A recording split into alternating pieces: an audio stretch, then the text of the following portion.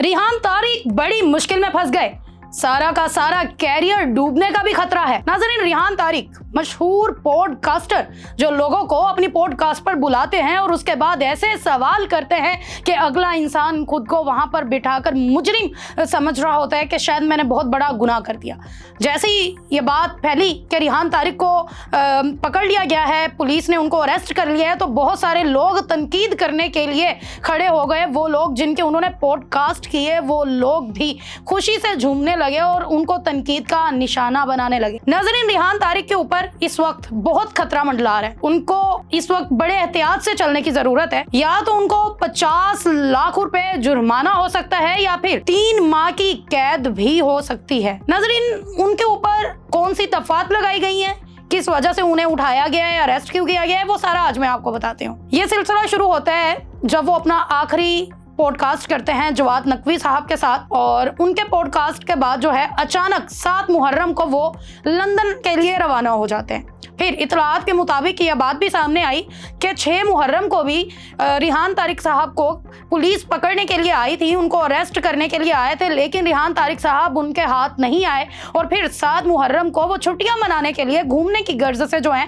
वो लंदन चले गए। लंदन से आगे भी उन्होंने घूमने जाना था, लेकिन फिर उन्होंने सोचा कि मुझे अपने वतन अजीज पाकिस्तान वापस लौटना चाहिए। इस पूरे सफर में पाकिस्तान आने से पहले तक लंदन में उनकी मुलाकात मशहूर सिंगर गनी टाइगर से, जो कि एक टिकटॉकर भी हैं, सिंगर भी हैं, और लंदन की सड़कों पर रिहान तारिक ये फरमाइश करते दिखाई दिए कि कैदी नंबर 804 पर एक गाना सुना दे, जिस पर गनी टाइगर ने उन्हें आगाह किया कि देख ले मैं सब कुछ भुगत चुका हूँ। रिहान तारिक ने कहा ना भाई, हम नहीं डरते, तुम करो। उसके बाद वहां पर एक महफिल सजी गाना सुनाया गया और फिर जैसे ही वो पाकिस्तान वापस आए तो उन्हें अरेस्ट कर लिया गया। अरेस्ट करने के बाद गनी टाइगर, जिन्होंने उनको वो गाना सुनाया, उन्होंने भी एक वीडियो बयान जारी किया कि रिहान तारिक को इस वजह से जो है वो अरेस्ट किया गया है क्योंकि उन्होंने कैदी नंबर 804 पर गाना गाने की फरमाइश की। उनको मैंने आगाह भी किया था कि आपके साथ कुछ गलत हो सकता है, लेकिन वो मेरी बात नहीं माने और आज उनको इस वजह से अरेस्ट कर लिया गया। फिर और भी कई सोर्सेज, कई लोगों ने ये बताया कि उनको इसी वजह से अरेस्ट किया गया है कि उन्होंने कैदी नंबर 804 पर गाना गाया। लेकिन जो उनके ऊपर एफआईआर हुई, एफआईआर के मतन के मुताबिक उनके ऊपर पीका एक्ट सेक्शन 11 के तहत जो है वो मुकदमा दर्ज किया गया। जो दफात लगी उसमें 95 और 295 लगी, मतलब के तौहीन मजहब की उनके ऊपर खिलाफ वर्जी जो उन्होंने की है, इसके ऊपर उनके खिलाफ जो है एक्शन लिया गया है और ये बहुत बड़ा दफात हैं जो इनके ऊपर इंप्लीमेंट कर दी गई है और नॉन बेलेबल है। इनका 6 दिन का जिस्मानी रिमांड जो है वो भी मंजूर हुआ है और जिसमें कोई भी जमानत नहीं होगी। पूरे 6 दिन का जिस्मानी रिमांड है रिहान तारिक साहब का। इसके अंदर मैं आपको बता दूं 95 और 295 वही दोनों दफात हैं जो कि रजब भट्ट के केस में भी लगाई गई, लेकिन रजब भट्ट का केस थोड़ा डिफरेंट था, रिहान तारिक साहब का केस थोड़ा डिफरेंट है। रिहान तारिक साहब को रात को पूरे 1 बजे गिरफ्तार किया गया और उनको दिन में दोपहर के टाइम जो है पेश किया गया। उसके बाद उनका मोबाइल भी उनसे ले लिया गया।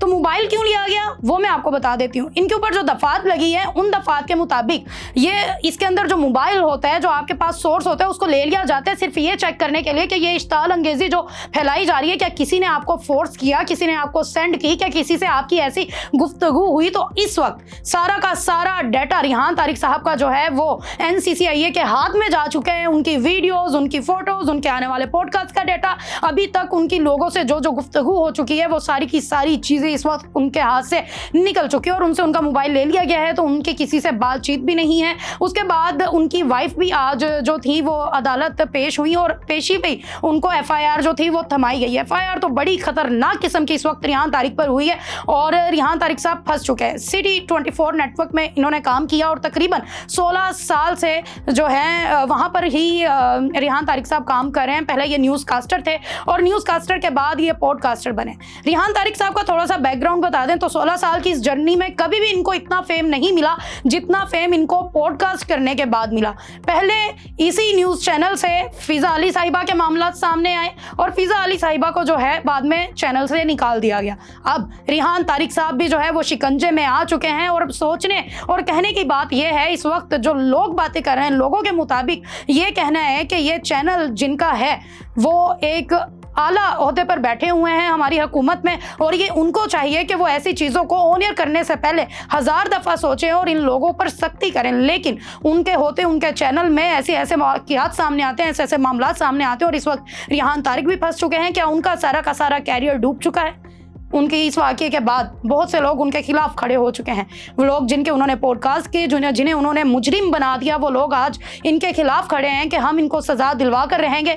और पूरी कौम इस वक्त रिहान तारिक से शदीद गुस्से में भी है कि रिहान तारिक ने जो किया वो गलत है। उसी के साथ और भी बहुत सी चीजें हैं। रिहान तारिक को जब अदालत पेश किया जा रहा था तो उन्होंने नारे लगाए पाकिस्तान जिंदाबाद के। उस बात पर भी उन्हें बेहद तनकीद का निशाना बनाया गया कि पाकिस्तान में ही आपको गिरफ्तार किया गया, और गिरफ्तार भी जिस बिना पर किया गया है, जिस बिना पर आपको शर्मिंदगी होनी चाहिए, और आप पाकिस्तान जिंदाबाद के नारे लगा रहे हैं। एक और चीज ऐड कर दूं कि रिहान तारिक ने अपने इस पॉडकास्ट के ऊपर आवाम से माफी भी मांगी थी, पूरी कौम से माफी मांगी थी, लेकिन वो माफी उनकी काबिल कबूल नहीं हुई। अब देखना यह है कि आने वाले वक्त में क्या होगा। मुझे इजाजत दे, मिलते हैं अगले व्लॉग में, तब तक वस्सलाम।